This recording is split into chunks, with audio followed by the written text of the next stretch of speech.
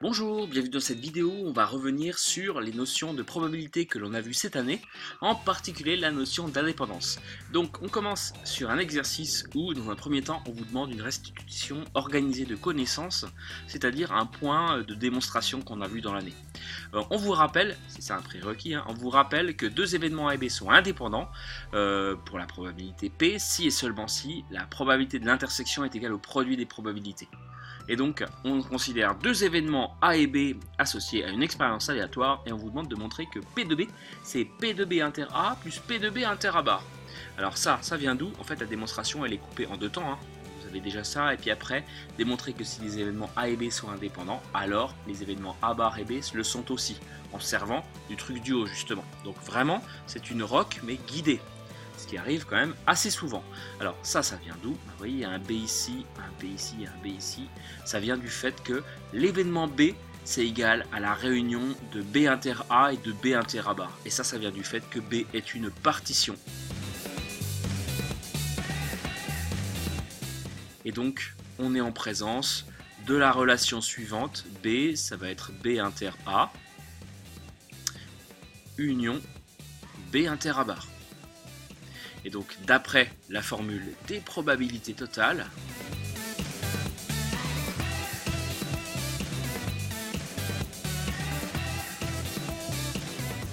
on passe au proba et on a P de B, la probabilité de l'événement B, c'est la probabilité de B inter A, plus la probabilité de B inter A bar, ce qu'il fallait.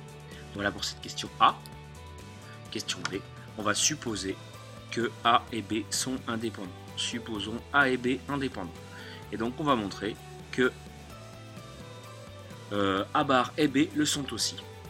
Alors partons de ce que l'on a. A et B indépendants, ça veut dire P de A inter B égale P de A multiplié par P de B.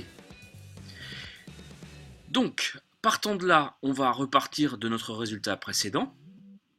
On a P de B qui est égal à P de B inter A plus P de B inter A bar.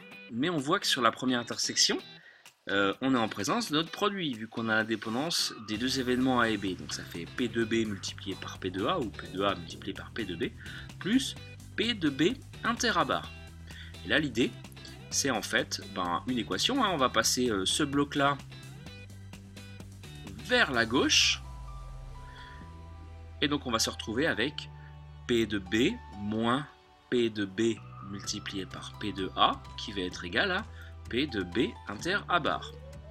Et on factorise, donc tout ça ce sont évidemment des équivalences. On factorise par P de B et on se retrouve avec 1 moins P de A sur la gauche.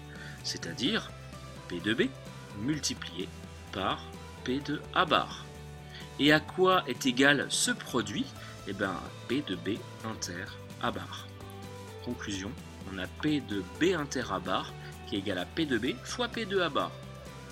On peut en conclure que B et A bar sont indépendants, sachant qu'au départ, on est parti de B et de A indépendants. Donc voilà pour cette roque. On va passer à une application sur un exemple, justement. Deuxième question, donc on va appliquer.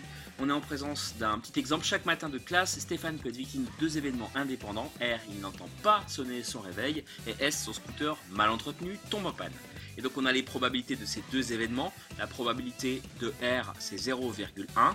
Et la probabilité de l'événement S, c'est 0,05. Événement donc indépendant. Et lorsqu'au moins un des deux événements se produit, Stéphane est en retard au lycée. Sinon, il est à l'heure. Et on vous demande, première question, de calculer la probabilité qu'à un jour de classe donné, Stéphane entende son réveil sonner et que son scooter tombe en panne. Donc là, on est en présence d'une intersection. C'est-à-dire qu'on va calculer P de... Alors, Stéphane entend son réveil sonner, c'est donc le contraire de ne l'entend pas sonner. Donc c'est R bar, inter, S. Et donc P de R bar inter S, on va écrire que c'est P de R bar multiplié par P de S. Pourquoi? Car R bar et S sont indépendants. Et pourquoi ils sont indépendants? Eh bien, ça vient de la première partie. Ils sont indépendants car R et S le sont aussi. c'est l'événement B de tout à l'heure, c'est l'événement S, et puis l'événement A, et c'est l'événement R. Donc on va pouvoir sans problème multiplier les deux probas. La probabilité de R on l'a pas tout à fait, de R bar pardon, on a la proba de R, donc ça n'est pas 0,1 c'est 0,9, multiplié par 0,05. Voilà, résultat 0,045. C'est vraiment une application. Hein. Petit b, calculer la probabilité que Stéphane soit à l'heure au lycée un jour de classe donnée. Comment faire pour que Stéphane soit à l'heure? Eh bien, il faut qu'il entende son réveil sonner, c'est-à-dire R bar, et il faut que son scooter ne tombe pas en panne, évidemment. Donc S bar, donc P de R bar, inter, S bar. Comment on va pouvoir traiter ça? Eh bien, encore une fois, en parlant du produit, ça va être P de R bar multiplié par P de S bar. Et pourquoi donc? Eh bien, car R bar et S bar sont indépendants. Alors, c'est du cours, évidemment.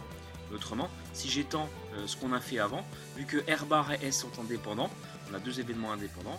Un événement est le contraire du deuxième, le sont aussi. Donc en fait, le contraire de S, c'est S bar, donc on peut très bien généraliser à tout en fait. Dès que vous avez deux événements A et B indépendants, vous avez aussi A et B bar, A bar et B, et puis A bar et B bar. Donc sans problème. R bar, la probabilité de R bar, c'est 0,9, et puis là 0,95. Sauf erreur, 0,855. Et puis la question petit c, au cours de la semaine, Stéphane se rend 5 fois au lycée. On admet que le fait qu'il entende son réveil sonner un jour de classe donné n'influe pas sur le fait qu'il l'entende ou non les jours suivants. Et on vous demande la proba qu'il entende le réveil au moins 2 fois au cours d'une semaine. Et bien là, donc il y a beaucoup plus de choses à dire.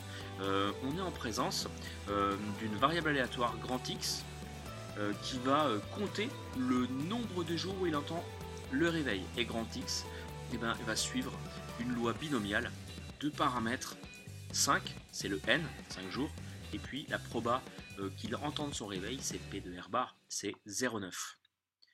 Alors il faut expliquer pourquoi dans un premier temps, car, donc là, je vais résumer ça par des mots-clés, je vous laisserai faire des phrases. On est en présence d'une épreuve de Bernoulli déjà, avec un succès, c'est il entend ce réveil, et un échec, il ne l'entend pas. Le succès en fait c'est R bar, enfin, c'est la proba de R bar. On a une répétition, 5 fois, de cette épreuve, qui crée donc un schéma de Bernoulli, et cette répétition, elle est identique, c'est-à-dire qu'il n'y a pas d'influence d'un jour à l'autre, et indépendante. Et puis les paramètres, évidemment, on a n égale 5 et puis p égale 0,9. Et donc partant de là, ce qu'on vous demande de calculer, c'est la proba pour que grand X soit supérieur ou égal à 2. Ça ne se fait pas à la calculatrice.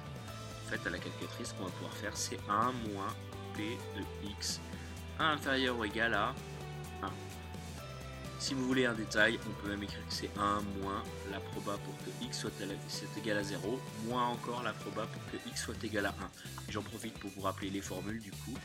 Ça va être la combinaison de 0 parmi 5 multiplié par 0,9 puissance 0 multiplié par 0,1 puissance 5, moins encore la proba de 1 parmi 5 multiplié par 0,9 puissance 1 et 0,1 puissance 4 pour détailler ces deux égalités. Voilà. Mais votre calculatrice va vous donner directement ce résultat. Donc ça vaut quoi? Je vous remontre sur TI par exemple. On va dans le menu Distrib qui est ici. Donc en bleu Distrib, on va sur Binôme, c'est ici. FDP, c'est pour l'égalité, donc moi je veux directement plus petit que, donc je vais sur binôme FREP. Sur Casio, ce sera binôme CD. Je vous renvoie à la vidéo sur la loi binomiale. Donc nombre d'essais, ça va être 5, P 0,9. Et donc là, évidemment, ce qu'il faut taper, c'est x égale 1 pour avoir plus petit que 1. Voilà, je fais entrer. Voilà ce que je veux. Et puis je vais même aller directement en tête de ligne et mettre un moins. Évidemment, je suis obligé de retaper, donc je recommence un moins distrib. Je rebascule sur binôme FREP.